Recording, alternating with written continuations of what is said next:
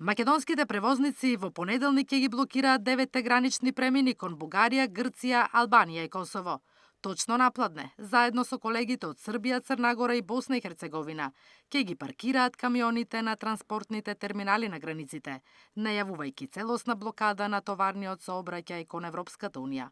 Превозниците се незадоволни од новиот систем за влез и излез во земјите од Шенген зоната, со кој им се ограничува времето за престој на само 90, односно 180 дена годишно. Транспортерите некогаш транзитираат низ 5-6 држави, за да испорачаат пратката.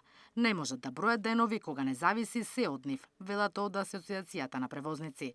Штетите со 7-дневните блокади ќе бидат незначителни во споредба со она што ќе се случува после 10 април, кога огромни загуби ќе брои цела економија.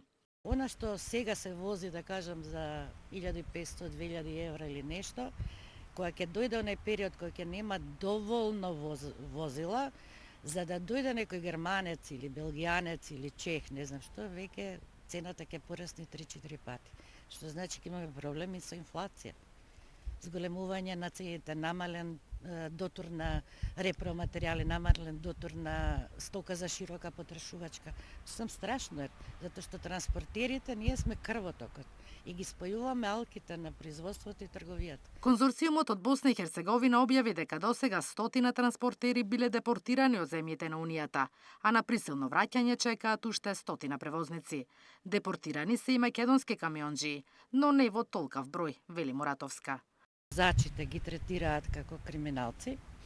Прво ги затвараат на 12 или 24 сата, потоа ако утврдат дека имаат надминато 90 дена, возилото го паркираат на некој паркинг плац, рачунајте дека тоа возило носи стока, која што некогаш има и огромна вредност, што значи останува необезбедено. Освен тоа, со полициска придружба ги депортираат на авион. Сите трошоци кои што се прават во тој момент и она што треба да се плати паркинг плац за возилата, авионските карти за возачите, ги плаќа превозникот. Превозниците неколку пати пратиле писмо до Европската Унија, со кое бараат и земање од новите правила за професионалните возачи, но одговор се уште не добиле.